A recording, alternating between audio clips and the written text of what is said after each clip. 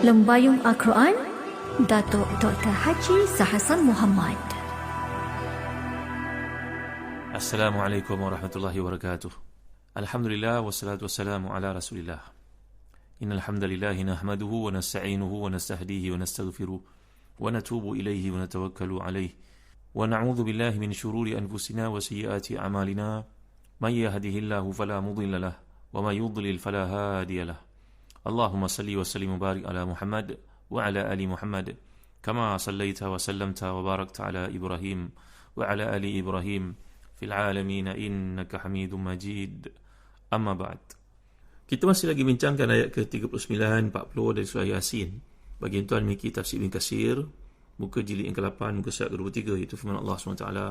A'udzu billahi minasyaitonir rajim. Wal qamara qaddarnahu manazila hatta 'ada kal urjunil qadim. La syamsu yanbaghi laha an tudrika al qamara wa lal yusabiqun nahar wa kullun fi falakin yasbahun. Dan matahari berjalan di tempat peredarannya, demikian ketetapan yang maha perkasa lagi maha mengetahui. Dan telah kami tetapkan bagi bulan peringkat-peringkat garis edarannya hingga setelah dia sampai ke peringkat yang terakhir, kembalilah dia sebagai bentuk tandan yang tua. Tidaklah mungkin bagi matahari mendapatkan bulan, dan malam pula tidak dapat melalui siang, masing-masing beredar pada paksinya. Sifat rahmati dan dikasihkan, kita telah bincangkan dalam satu hadis, iaitulah Nabi SAW bertanya kepada sahabat namanya Abu Dzar radhiyallahu an, ya Abu Dzar, atadri aina tadhhabu syams? Qultu Allah wa rasuluhu a'lam. Qala sallallahu alaihi wasallam, fa innaha tazhabu hatta tasjuda baina yaday rabbiha azza wa jal wa tasta'zinu fi ruju' fayu'dhanu laha wa ka'annaha qad qila laha irji'i min haythu ji'ti fatarji'u ila matla'iha wa dhalika mustaqarruha summa qara'a wasy-syamsu tajri li mustaqarriha. Hai Abu Dzar, apakah engkau tahu ke mana pergi matahari? Aku menjawab, Allah dan Rasulnya lebih mengetahui. Ini adab para sahabat ketika Nabi bertanya kepada mereka,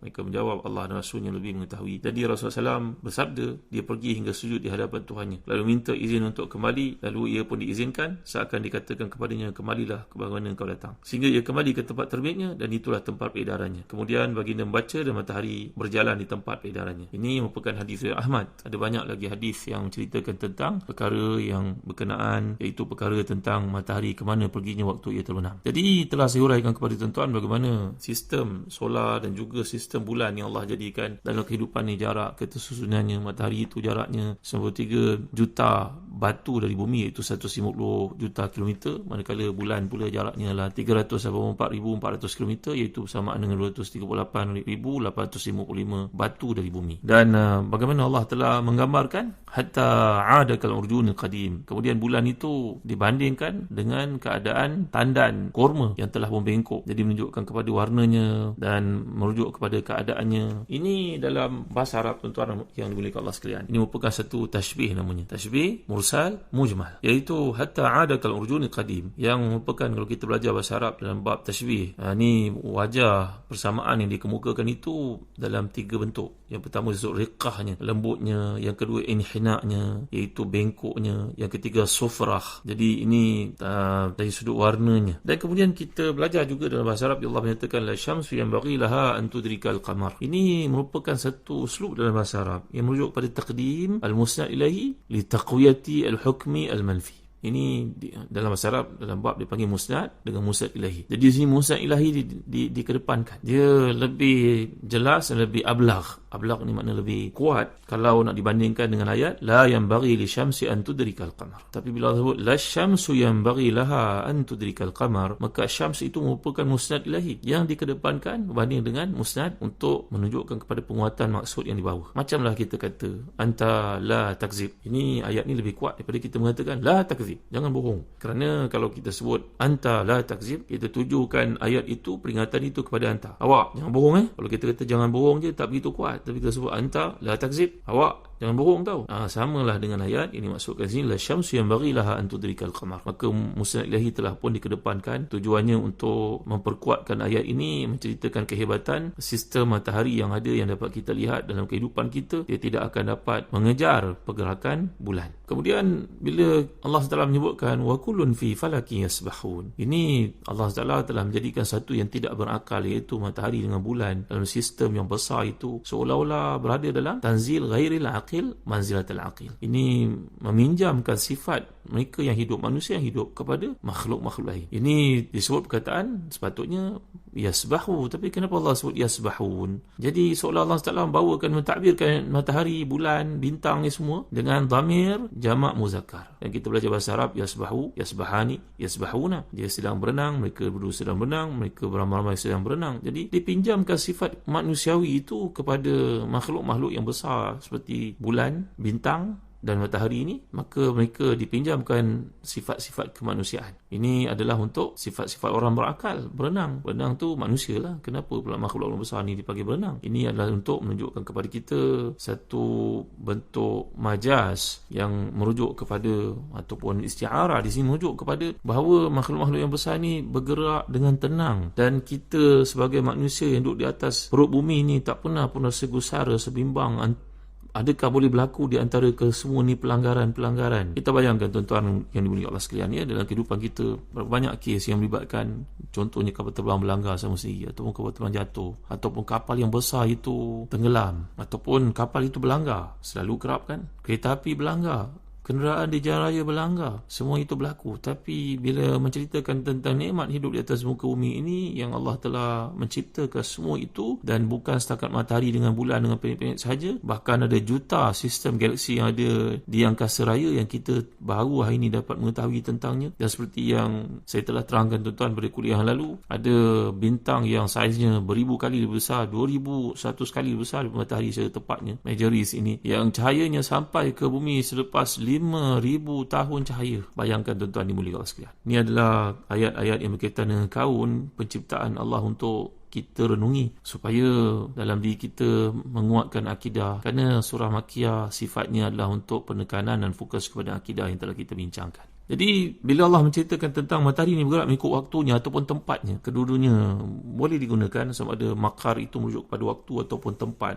Kalau merujuk pada tempat, memang kita fahamlah dia terbit waktu pagi di sebelah timur dan dia akan terbenam di sebelah barat pada waktu petang. Kecuali Allah Taala akan menetapkan dia untuk terbit juga di sebelah barat, dan tak kali itu berlakulah kiamat. Itu yang pertama. Yang kedua merujuk kepada waktu. Kerana matahari ini ikut taksiran umurnya sekarang lah sebanyak 6.4 trilion tahun umurnya. Dan dia telah pun melalui separuh daripada umurnya. Jadi tinggal lagi beberapa waktu dia akan habis fungsinya. Ini disebut dalam bahasa Arab, dia kembali kepada marhalah al-imlaq al-ahmar. Dia jadi giant yang warna merah, kemudian bertukar Kuwaikib al-abyad menjadi bintang warna putih, kemudian al-Kuwaikib al-aswad menjadi bintang kecil yang warna hitam, dan cahayanya akan pudar. Ini berkaitan dengan black hole dan sebagainya. Dan akhirnya habislah cahayanya. Dan inilah yang Allah telah gambarkan wajumi asyamsu wal qamar. Dan matahari akan habis fungsinya, maka dia akan dikumpulkan sama bulan dan berlakulah kiamat. Allahu Akbar. Benarlah firman Allah Taala dalam surah Fatir yang lalu, bila Allah menyatakan innama yakhshallaha min ibadihil ulama. Sungguhnya yang takutkan Allah itu kan hanyalah di kalangan hamba-hambanya yang mempunyai ilmu pengetahuan. Makin dia menuntut ilmu, makin dia rasa kerdil dirinya, makin dia rasa benar firman Allah Taala ini, makin menyuburkan iman dalam dirinya. Para pendengar yang dirahmati dan dikasihi sekalian, saya telah jelaskan kepada tuan-tuan juga berkaitan dengan wal qamara qaddarnahu manazila hatta ada kal urjunil qadim. Dan apa yang disebut oleh Allah Taala kat sini, bahawa bulan yang dijadikan itu, yang ditetapkan peranannya itu, dia bergerak di tempat-tempat yang mengikut peringkat sehingga dia sampai menjadi tandan yang telah pun tua. Kat sini menunjukkan kepada kita, iaitu kami menjadikan bulan beredar di tempat peredaran yang lain yang boleh dijadikan tanda bagi bergantinya bulan sebagaimana matahari yang diketahui dengan pergerakan siang dan malam. Inilah yang dinyatakan oleh Allah SWT berkenaan dengan ayat ke-119 surah Al-Baqarah, yas'alunaka 'anil ahilla qul hiya mawaqitu lin-nasi wal hajj. Mereka bertanya kepadamu tentang bulan sabit, katakanlah bulan sabit itu tanda-tanda waktu bagi manusia dan juga ibadah haji. Begitu juga dalam surah Yunus ayat yang kelima, Allah menyatakan a'udzubillahi minasyaitonir rajim waladzi ja'ala asy-syamsa dhiya'an wal qamara nura wa qaddarahu manazila lita'lamu 'adada as-sinina wal hisab. Allah lah yang menjadikan matahari bersinar dan bulan bercahaya, dan ditetapkan baginya peringkat-peringkat, tempat-tempat bagi perjalanan bulan itu, supaya kamu mengetahui bilangan tahun dan perhitungan waktu. Jadi Allah menjadikan matahari memiliki sinar yang khusus baginya, bulan ada cahaya yang khusus pula, berbeza garis peredarannya. Matahari terbit setiap hari terbenam pada akhir hari, ia berpindah-pindah pada tempat terbit dan terbenam pada musim panas dan musim sejuk. Dengan sebab itu kita dapat menikmati kadang-kala siang lebih panjang, malam pendek, dan sesudah itu malam pula panjang, siang pula pendek pada musim sejuk, dan menjadikan ia bersinar pada siang hari, dan matahari adalah bintang pada waktu siang.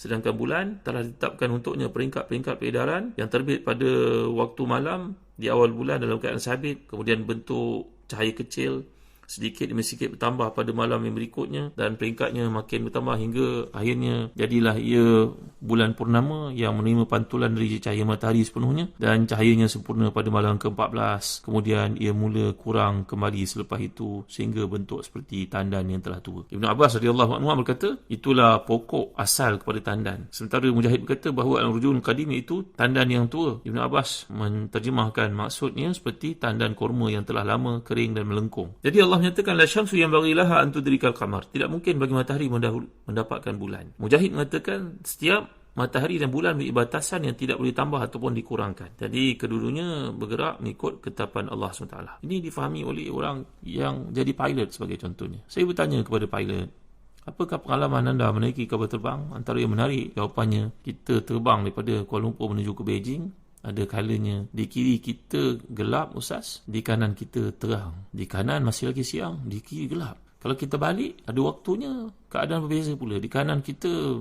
gelap ataupun di kanan kita terang, di kiri kita gelap. Menunjukkan bahawa inilah perkataan yang digunakan oleh Allah SWT dalam ayat yang kita bincangkan, satu bab isti'arah itu, iaitu wa ayatul lahumul lailu naslakhu minhun nahar. Naslakh. Ini telah kita pelajari perkataan isti'arah tasrihiyah, iaitu seolah-olah malam itu dan siang dipisahkan, sebagaimana seorang yang melapah daging kambing itu dibezakan ataupun ditanggalkan kulitnya daripada isinya, dipisahkan. Tapi dalam satu pemisahan yang berlaku di situ latifun. Ini menunjuk kepada bagaimana keadaan yang berlaku itu di lail dan juga nahar ini tidak kita rasakan terkejut. Mana terkejut tiba-tiba terus malam. Tidak berlaku begitu. Dia proses itu berlaku sedikit demi sedikit. Maka inilah keindahan ayat Allah Taala bila ia menceritakan kepada kita nikmat-nikmat yang diberikan itu untuk kita sedar dan kita bersyukur di atas pemberian yang berbagai itu. Muslim-muslimat yang hati dan dikasihi sekalian. Kemudian apa yang dimaksudkan dalam ayat ini? Yang pertama perkataan idrak, iaitu bila Allah Taala menyatakan wasyamsu tajri li mustaqirrin laha dzalika taqdirul azizil alim wal qamara qaddarnahu manazila hatta 'ada kal urjunil qadim la syamsu yanbaghi laha an tudrikal qamar. Matahari tidak akan dapat mengikut